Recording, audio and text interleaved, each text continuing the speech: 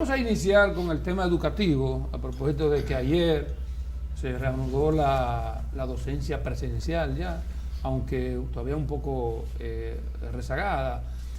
¿Cómo usted ve, como ex presidente de la ADP, como educador, como hombre de Estado, el proceso educativo en el país y la situación que se ha dado últimamente entre la ADP, educación, que si van a la escuela, que si es virtual, que si es presencial, todo eso?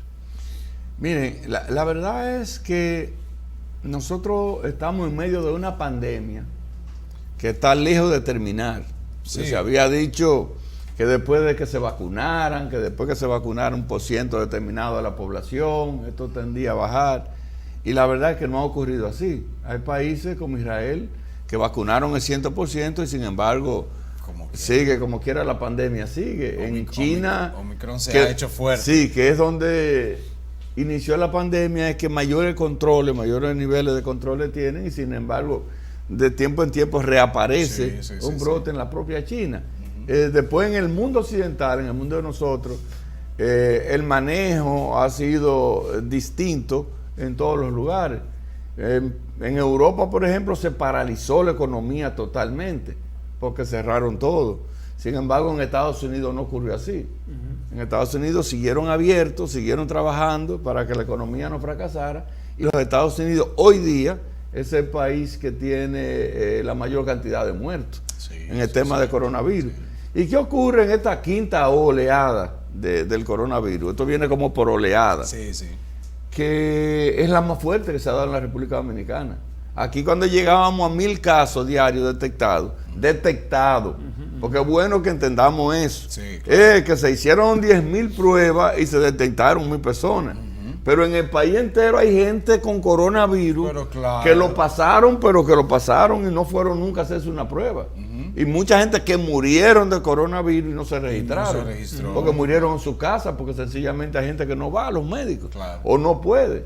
Yo conozco a un señor del barrio donde yo nací, en los cerros de Gurabo, en los cerritos, que murió con todos los síntomas del coronavirus. Y una gente de repente se enfermó, le dio fiebre, le dio cosas y murió. Y se murió fulano. ¿Cómo? Sí, le dieron 3 fiebres y se fue.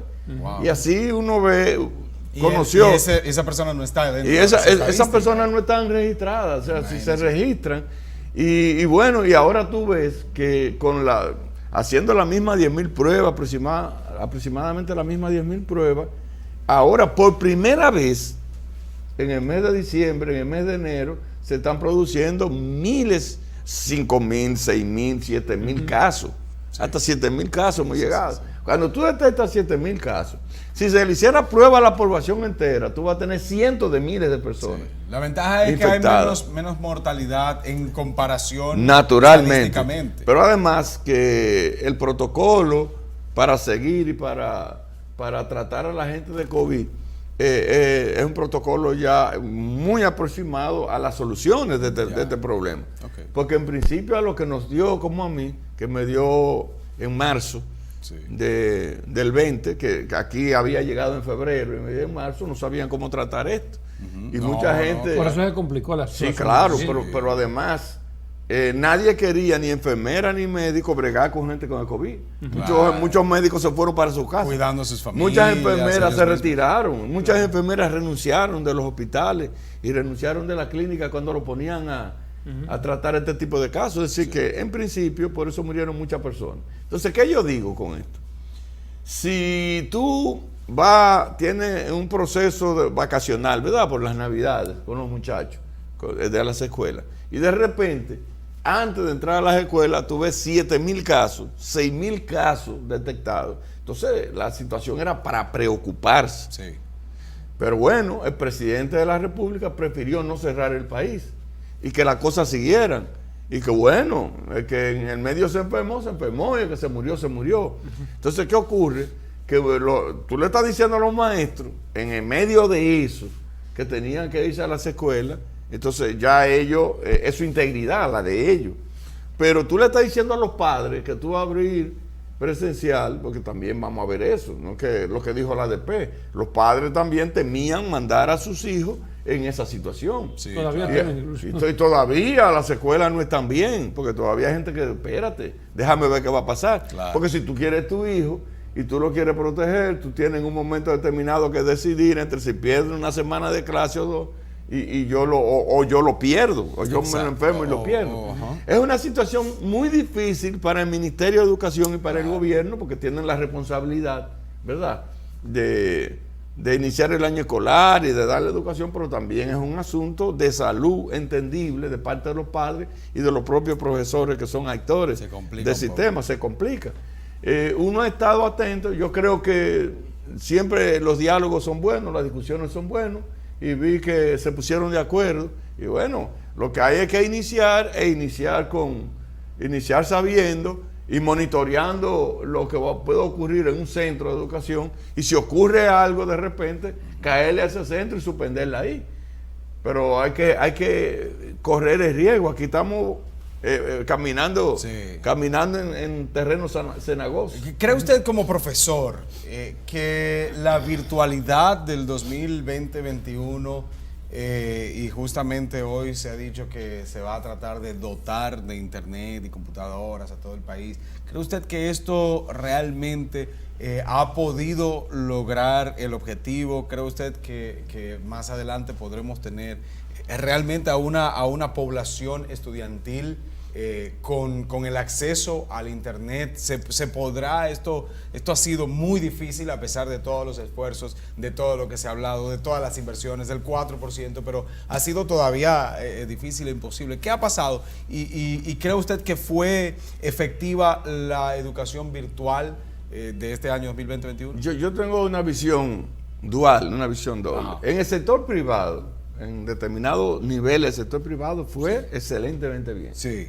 Te lo digo porque yo tengo una niña pequeña en un colegio aquí y fue perfecto. Okay. La niña llegó bien, se educó, estaban todos los días con la asistencia de la mamá, naturalmente. Se alfabetizó, aprendió a leer, aprendió a escribir virtualmente. Virtualmente. Sí, wow. y había crucial ese momento, entonces, para ella. Para ella.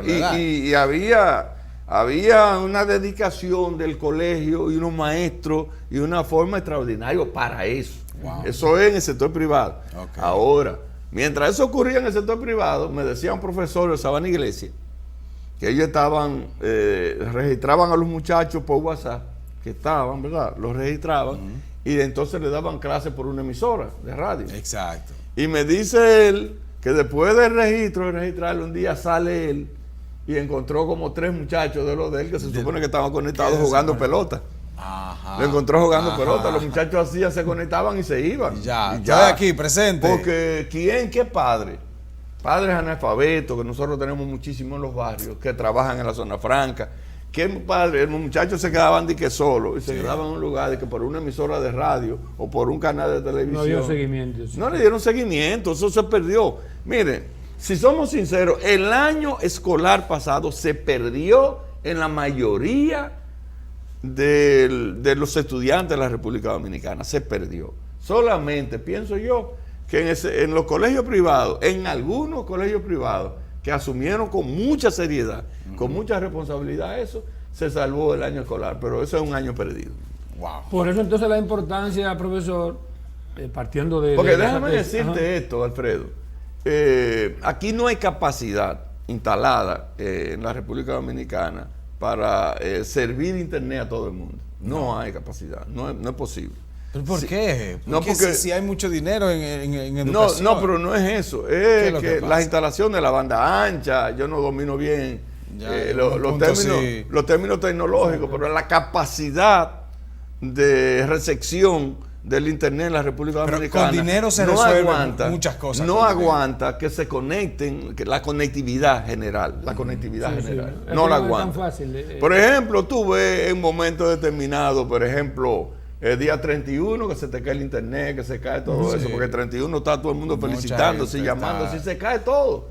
¿Por qué? Ya por lo menos en los últimos años. Porque se conectan demasiadas personas y entonces el sistema no lo resiste y lo rebota, lo tira. Eso mismo pasaría si todo el mundo se conecta a la internet a las 8 de la mañana.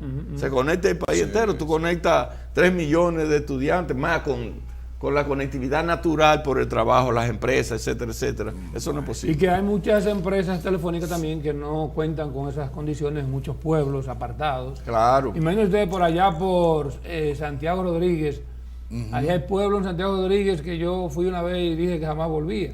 ¿Cómo? Y o sea, tan lejano y tan difícil. Pero todavía no hace poco. Pero aquí mismo en Santiago, la provincia. Pero todavía hace poco uno se reía mucho con una señora encaramada en una mata buscando una señal, que le entrara la llamada, que le entrara. Y todavía eso está ocurriendo en muchos puntos del país. Y hay la ventaja de que se volviera entonces a la presencialidad. Eso es importante a pesar de las dificultades que ha habido. Sí, claro, porque bueno, uno está asustado por el país. Yo digo, pero si volvemos otra vez a las emisoras de radio, volvemos a los canales de televisión, uno sabe que eso no es el verdad. ministro dijo que funcionó, No. el profesor. No. Bueno, para lo que teníamos, quizá hizo, como dice el profesor, cierto efecto, pero en verdad, yo estoy de acuerdo con usted. Mire, yo soy amigo de Roberto. Roberto y yo fuimos dirigentes, Roberto Fulcar, el ministro. Sí. Fuimos dirigentes de la ADP 7 años juntos, del comité. Yo fui del Comité Ejecutivo Nacional 7 años, del 85 al 92, y fuimos nosotros, él era dirigente de la ADP. Me parece una persona trabajadora, y una persona que, bueno, podrá tener las intenciones de que las cosas ocurran bien, pero hay que estar en los zapatos de él y verse en una pandemia y verse sin la posibilidad de resolver y tratando de salvar un año escolar. Yo creo que el esfuerzo se hizo. Y una decisión puede ser cambiada 2 días después por la situación. El esfuerzo se hizo, tal vez en su momento lo que pudo hacerse se hizo. Él hizo lo que pudo hacerse. Ahora, que sea efectivo y que yo te diga a ti que fue efectivo, y yo lo voy a decir a ustedes que son de aquí y que son de clase media y clase media baja, si ustedes sintieron en su sitio, en su localidad, en sus lugares, que eso tuvo su efecto, que eso fue positivo. No lo fue. No.